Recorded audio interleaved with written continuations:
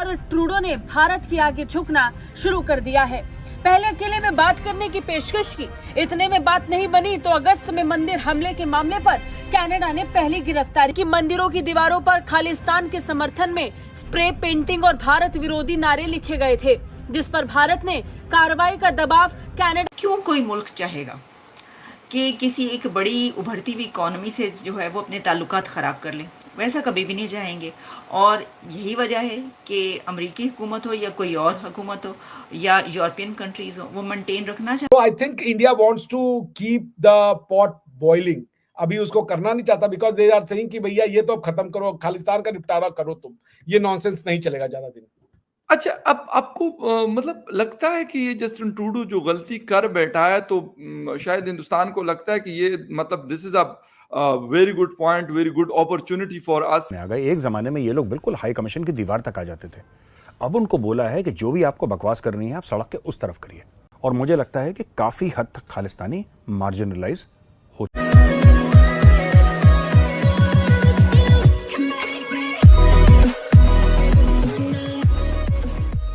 नमस्कार दोस्तों, अब कभी भी ऐसी सिचुएशन क्रिएट हो सकती है कनाडा के अंदर कि खालिस्तानियों को कभी भी गिरफ्तार किया जा सकता है।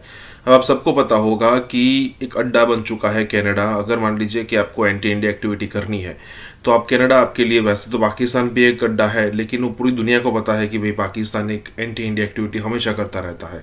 लेकिन कनाडा को एक न्यूट्रल कंट्री तरीके जाना जाता था। हालांकि अब उसका भी पर्दाफाश हो चुका है। कई सारे कंट्रीज खुलकर बोल चुके हैं कि कनाडा जो है वो टेररिस्ट का हब बन चुका है, और हमने भी कई बार इसको साबित कर दिया। पिछले दिनों बांग्लादेश की तरफ से भी एक स्टेटमेंट आया था, क्योंकि आपको पता हो तो जैसे भारत के राष्ट्रपति है महात्मा गांधी, बिल्कुल वैसे बांग्लादेश के हैं मुजीबुर रहमान, और मुजीबुर रहमान को मारने वाला जो भाई साहब थे पाकिस्तानी, वो कनाडा में बसे और आज भी वो कनाडा में बसते हैं।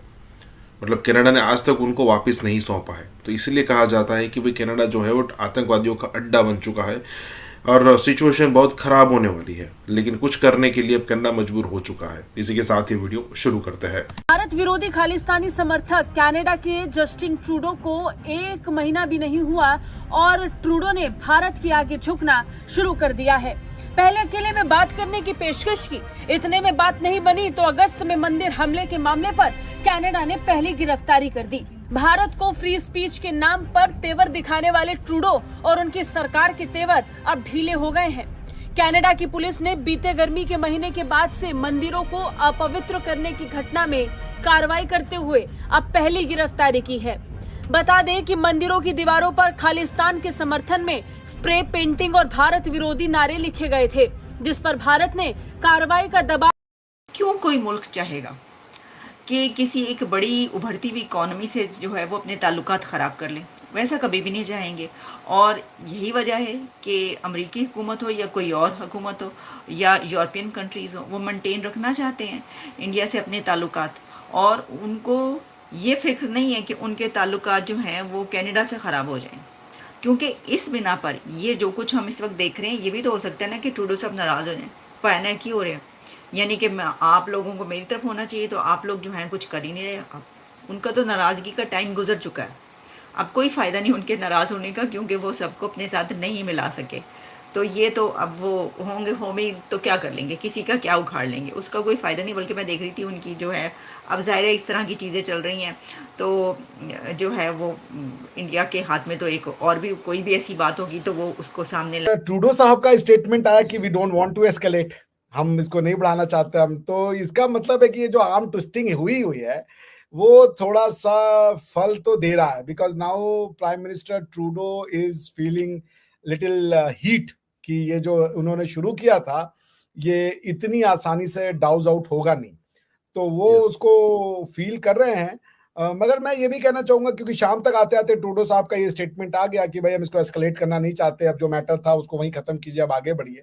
मगर ये एक अच्छा इशू इसलिए भी है मुझे, अगर जो इंडियन स्ट्रेटेजिक थिंकिंग लग रही है कि वंस एंड फॉर ऑल ये जो freedom of speech and expression के नाम पे खालिस्तानी जो टेररिस्ट हैं इनको आप सपोर्ट कर रहे हो, इसको आपको बंद करना पड़ेगा या ये डुप्लिसिटी कम करनी पड़ेगी, आपको इनके अगेंस्ट में लीगल एक्शन लेना पड़ेगा।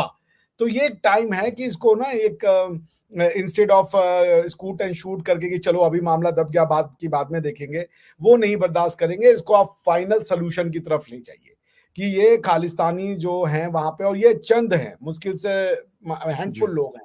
आने का मतलब ये नहीं है कि वो जाके कोई जयशंकर साहब या नरेंद्र मोदी साहब या कोई और हिंदुस्तान का जो ऑफिशियल है वो जाके जस्टिन ट्रूडो का गिरबान पकड़ लेगा, ऐसा नहीं, बट इस तरह की चीजें करके। अच्छा, इसके जवाब में आपको लगता है कि जो इंडियन डिप्लोमेट्स, यकीनन वो एक बड़ा हाई कमीशन, हर जगह भी बहुत बड़ा स्टाफ होता है, इंडिया का बड़ा मुल्क है और हर जगह पे इंडियन स्पाई भी आते हैं, होते हैं हर कंट्री में, तो वहां से भी इस तरह का कोई जवाब आ सकता है, या जस्टिन ट्रूडो कहते हैं यार मैंने कुछ नहीं करना, इस चीज को बस किसी तरीके से खत्म करो? देखिए, जब आर्टिकल 370 हटाया जा रहा था ना, तो जी, इस जी। पे बड़ा ये डिस्कशन हुआ कि क्या ये टाइम सही है, क्योंकि अगर इंटरनेशनल कम्युनिटी उस समय पैर मतलब इंडिया के अगेंस्ट में चली जाती तो इंडिया के लिए इस बिल्कुल। एक्शन को जस्टिफाई कराना बड़ा मुश्किल हो जाता। बड़ा मुश्किल है, सही कह रहे हैं। तो खुफिया रिपोर्ट ये आई कि 10-15 दिन का एक पीरियड है, इसमें दुनिया ये जगह पे बिजी है, अभी हथौड़ा गर्म है, मार दो। क्योंकि अगर ये 10-15 दिन लैप्स कर गए तो फिर शायद सिचुएशन वो नहीं होगी। कुछ उस समय और इंटरनेशनल मैटर चल रहे थे जिसमें दुनिया बिजी थी, अपने दिमाग से भी वो उतर रहा है। 2019 में वो तो कंटेम्पररी देख के मिल जाएगा। बिल्कुल उसी तरीके से अब ये एनालिसिस की गई है कि वेस्ट की गर्दन फंसी हुई है यूक्रेन में, वेस्ट की गर्दन फंसी Yes. हुई है राइजिंग चाइना में, वेस्ट Yes. की गर्दन फंसी हुई है उनके लोकल इकोनॉमिक स्लो डाउन में और इन्फ्लेशन Yes. में, यानी कि बिल्कुल। जर्मनी में तो यहाँ तक कि डिप्रेशन भी आ चुका, इकोनॉमिक डिप्रेशन या नेगेटिव ग्रोथ हुई थी उनकी जी, जी। पिछले क्वार्टर में।